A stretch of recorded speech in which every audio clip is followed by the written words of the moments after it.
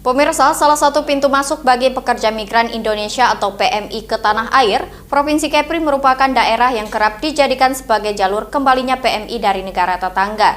Sepanjang tahun 2021, dari bulan Januari hingga Agustus, setidaknya terdapat 22.433 PMI pulang ke tanah air melalui Provinsi Kepri. Permasalahan pemulangan pekerja migran Indonesia memang bukanlah hal yang baru bagi Provinsi Kepri, sebab Kepri merupakan wilayah strategis yang berdekatan dengan negara tetangga, seperti Malaysia dan Singapura. Sehingga jika dibandingkan dengan daerah lainnya seperti Kalimantan atau Pulau Jawa, Kepri kerap dijadikan sebagai jalur masuk bagi pemulangan pekerja migran Indonesia.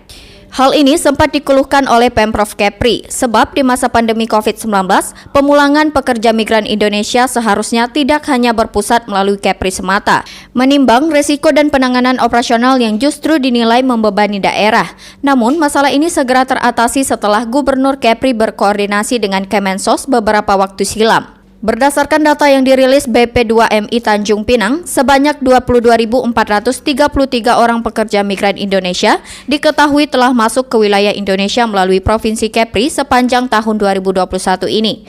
Kepulangan para pahlawan devisa ini ke tanah air disebabkan oleh lesunya sektor ekonomi sejak pandemi COVID-19 melanda negara Malaysia atau Singapura. Kepulangan 22.433 pekerja migran Indonesia atau PMI melalui Provinsi Kepri berlangsung sejak awal Januari hingga 25 Agustus 2021 lalu.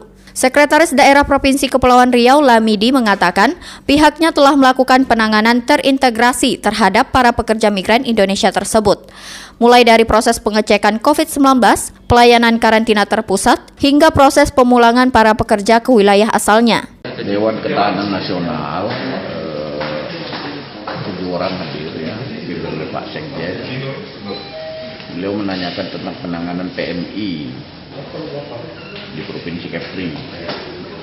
Kita jelaskan, PMI Provinsi Kepri sekarang sudah kita tangani dengan baik. Timnya juga sudah ada, ketua umumnya Pak Gubernur, wakilnya Ibu Gubernur, ketua komandannya atau dan satgasnya itu Danrem, tiga wilayah pertama. Pak Dirjen sudah menangani secara baik, yang mereka datang di pelabuhan PMI itu dicatat, dokumennya dicek, setelah itu di swab antigen. Setelah 5 hari mereka dicek kembali.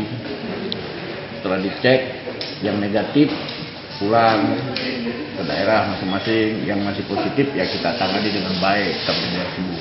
Selain dilatar belakangi lesunya ekonomi negara jiran, diketahui Malaysia juga sedang berupaya menangani COVID-19 yang melonjak pada gelombang ketiga sejak beberapa bulan terakhir. Sandi, KTV News melaporkan.